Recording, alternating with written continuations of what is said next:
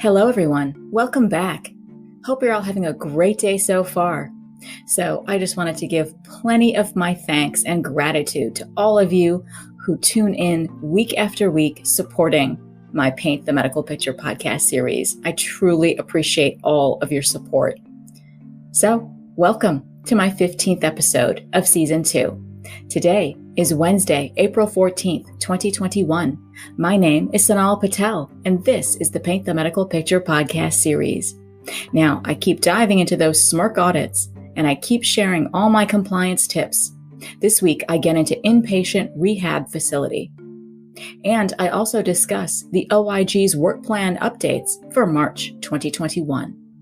And I also share some inspirational words on greatness from legendary reggae artist Bob Marley. If you checked me out on LinkedIn, you know I'm all about compliance and protecting our physicians and valued healthcare professionals when it comes to the business of medicine. I hope this week with me brings you enough to take back to your organizations, to want to dive in deeper, to use my tips and best practices to ensure success.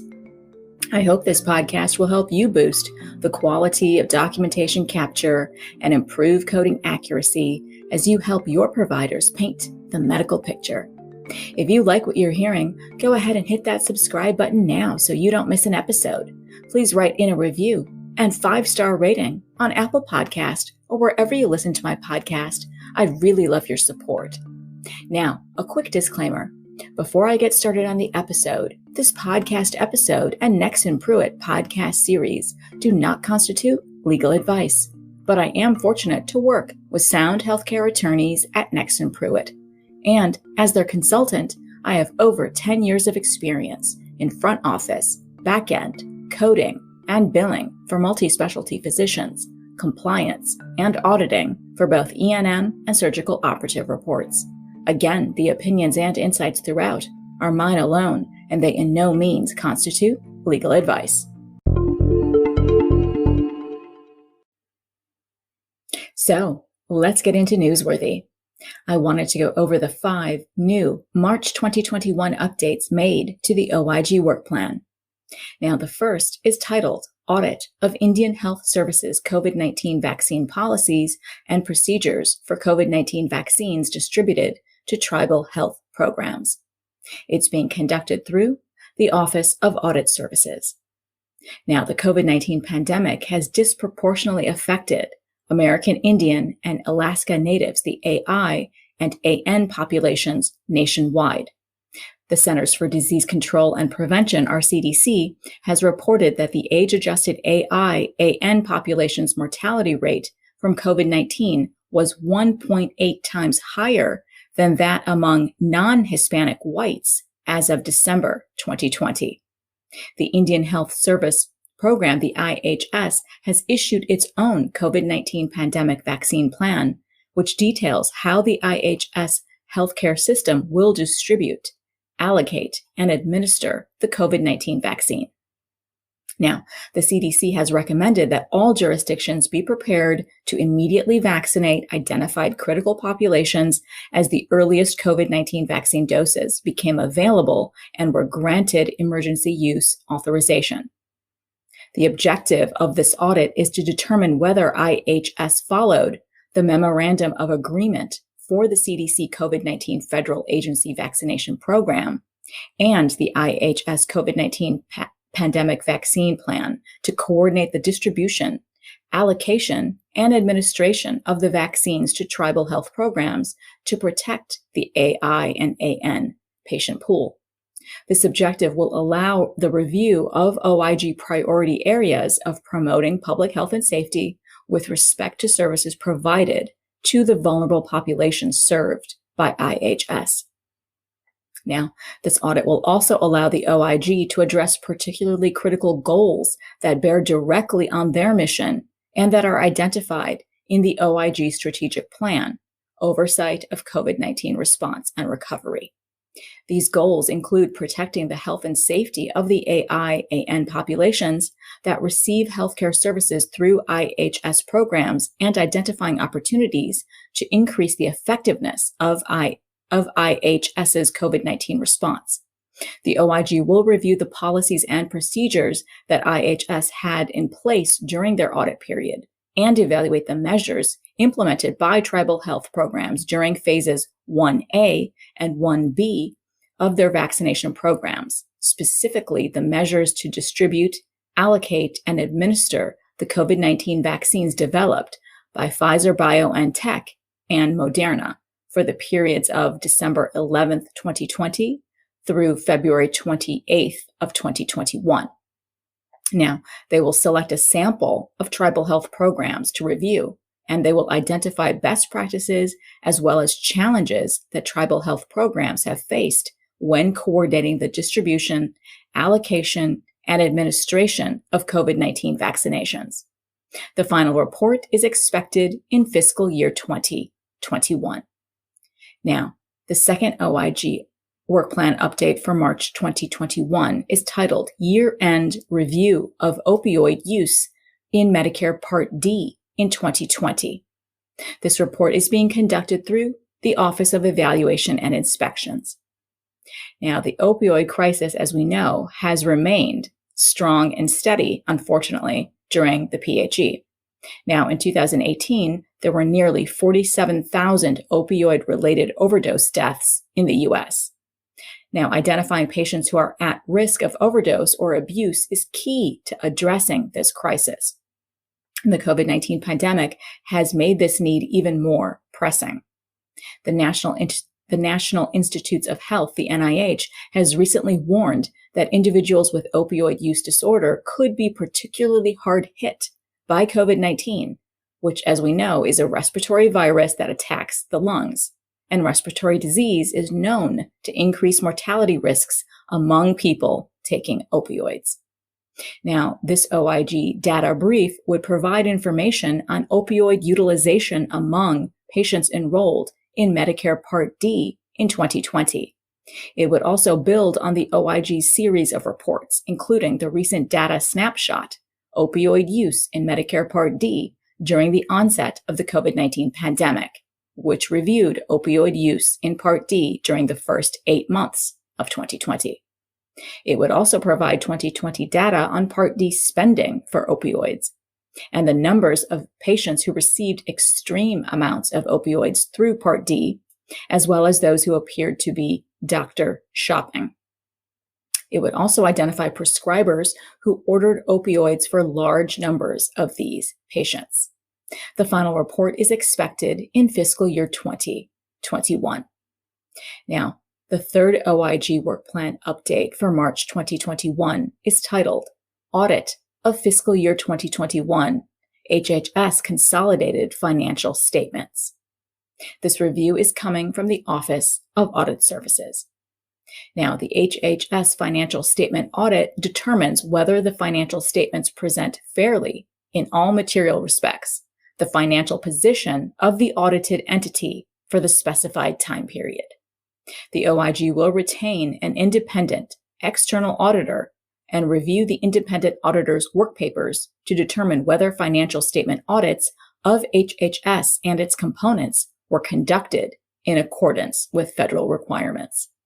The financial statement audit is required by Chief Financial Officers Act of 1990, as amended by the Government Management Reform Act of 1994, and performed in accordance with generally accepted government auditing standards, and the Office of Management and Budget, the OMB, Bulletin 19-03, which is titled Audit Requirements for Federal Financial Statements. The audit consolidated for fiscal years 2021 and 2022 have financial statements for HHS are due to OMB by November 15th, 2021 and 2022, respectively. Now, the OIG plans to perform a number of other ancillary financial related reviews pertaining to the audits of fiscal years 2021 and 2022 financial statements. The purpose of these ancillary financial related reviews is to fulfill requirements in OMB Bulletin 19-03, sections 6.1 through 12. Now, this final report is expected in fiscal year 2022. Now, the fourth OIG Work Plan update for March 2021 is titled Audit of Fiscal Year 2021 CMS Financial Statements. This review is being conducted from the Office of Audit Services. Now, the CMS financial statement audit determines whether the financial statements present fairly, in all material respects, the financial position of the audited entity for the specified time period. And this is based on the Chief Financial Officers Act of 1990, as amended by the Government Management Reform Act of 1994, the Federal Financial Management Improvement Act of 1996, the Generally Accepted Government Auditing Standards, and the Office of Management and Budget Bulletin in 19-01 titled Audit Requirements for Federal Financial Statements. The OIG will retain an independent external auditor and review the independent auditor's work papers to determine whether the financial statement audit of CMS was conducted in accordance with federal requirements. All final reports are expected in fiscal year 2022. Now, the fifth and final OIG Work Plan update for March 2021 is titled OIG Data Act Audit and Data Completeness and Accuracy for 2021. This report is coming by way of the Office of Audit Services. Now, on May 9th of 2014, the president at the time signed the Data Act of 2014, which mandated the establishment of government-wide data standards for financial and payment data by May 2015, and agency reporting of consistent, reliable, and searchable financial and payment data by May 2017 was to be displayed for taxpayers and policymakers on usaspending.gov. Now, the Data Act also requires the OIG to review a statistically valid sampling of the spending data submitted under this act by HHS and submit it to Congress and make publicly available a report assessing the completeness, timeliness, quality, and accuracy of the data sampled and the implementation and use of data standards by HHS. The OIG will use the independent external auditor contracted to audit the annual CMS and HHS financial statement audits to perform this work. The final report is expected in fiscal year 2022. Wow. Now, in my opinion, that was a lot of financial auditing that's going to be happening, right, in the next year or so.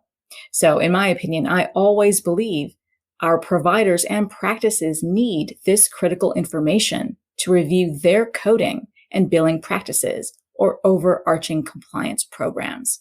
I think these reports with findings are always most interesting and informative, and I look forward to analyzing them in the years ahead. It's also important for my listeners to keep an eye on these monthly OIG Work Plan updates to see how they may impact you, your provider, or your health system. Stay tuned for my monthly work plan updates. They drop the second Wednesday of each month. And now it's time for my best practice tips in Trusty Tip. Let's dive into my compliance tips here in part 6 of my SMRC audits that are blasting in across the country. Remember, these are the 16 new Unified Program Integrity Contractor, the UPIC audits that are being conducted via the Supplemental Medical Review Contractor, the SMRC, at Noridian. Their function is to conduct nationwide medical review of Parts A, B, and DME providers and suppliers as directed by CMS. It's the responsibility of the SMRC to review medical records and related documentation to ensure that claims are processed in accordance with CMS guidelines. Now, I provided you with details for 5 in prior episodes that involves durable medical equipment, DME, supplies in non-covered skilled nursing facilities called SNFs, as well as spinal cord stimulators and outpatient hyperbaric oxygen therapy called HBOT, and diabetic testing strips or DTS, as well as polysomnography or sleep studies that are in the SMRC's spotlight. So let's get into part 6 of my SMRC audits.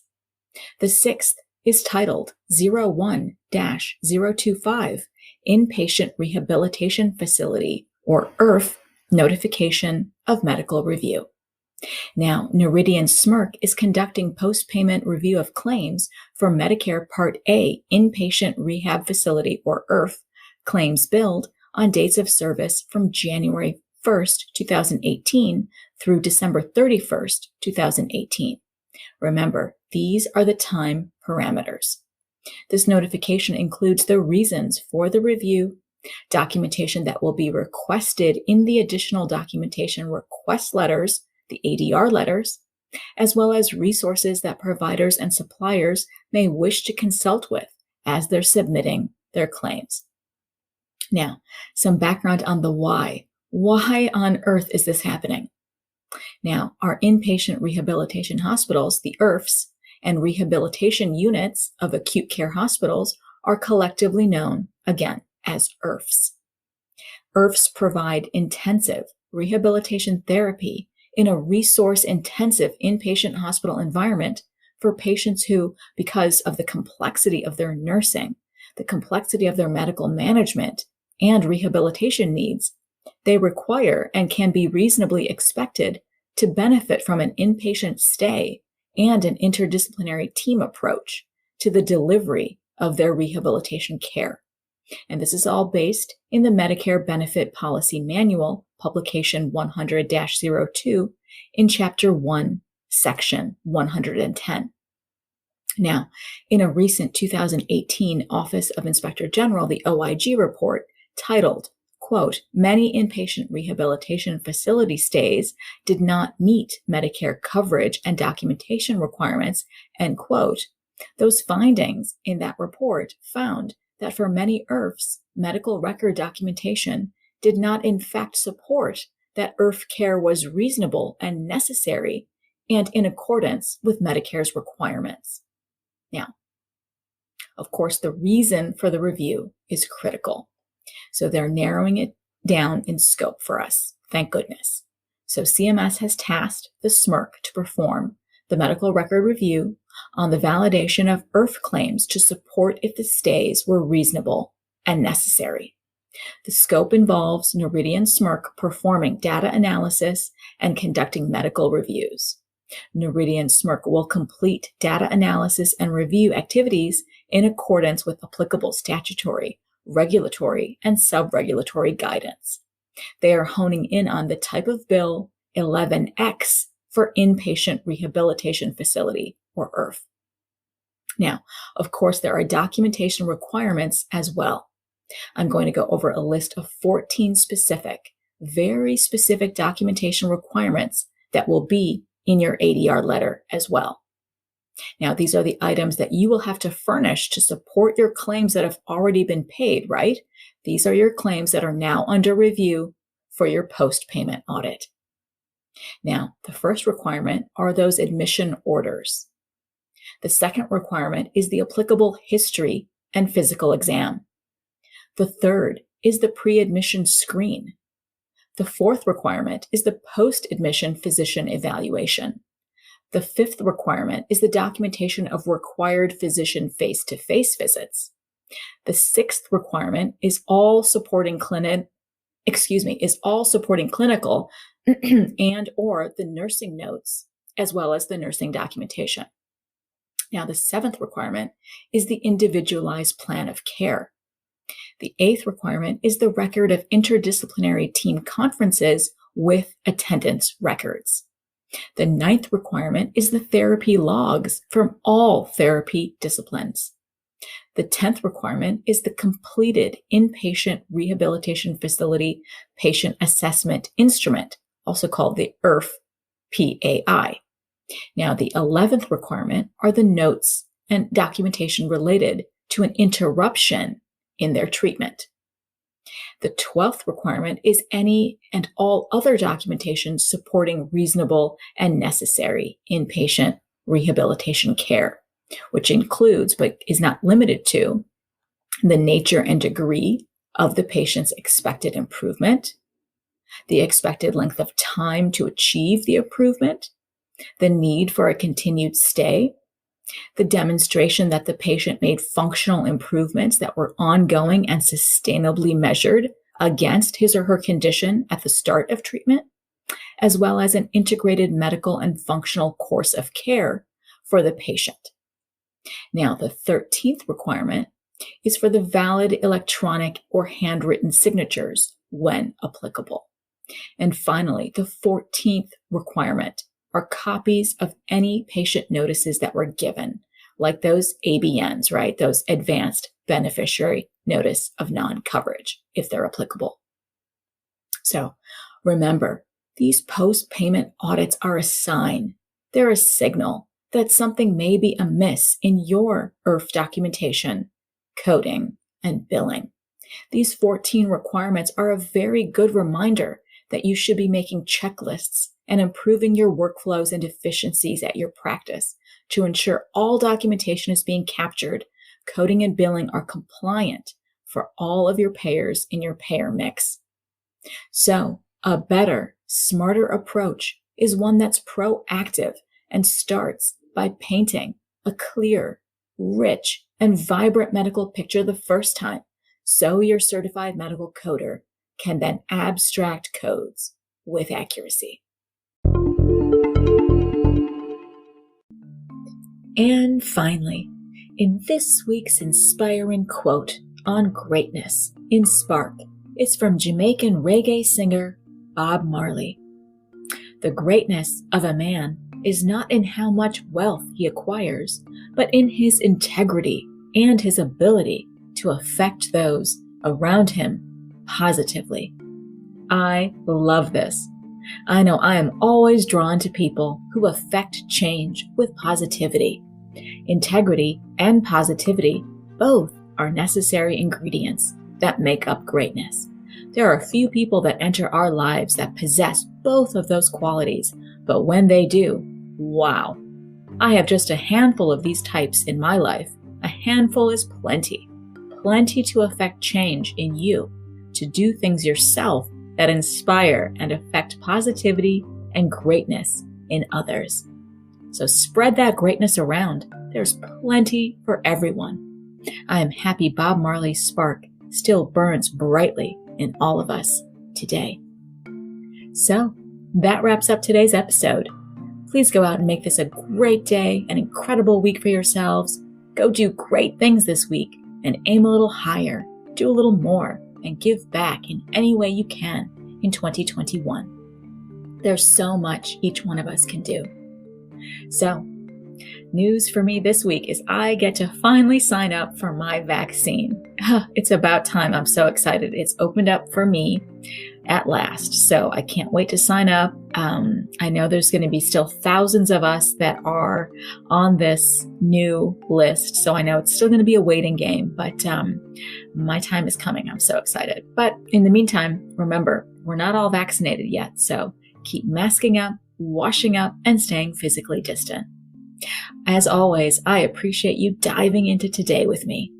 And if you would like to inquire about my consultant services, you can always reach me through my email address at nexsenpruet.com. I'll leave links to everything in the show notes below. Please continue staying safe and healthy, practice safety for one and all during our collective life in the time of coronavirus. Thank you for listening in on today's episode, and I hope every week with me brings you closer to helping your providers paint a masterpiece. See you next Wednesday.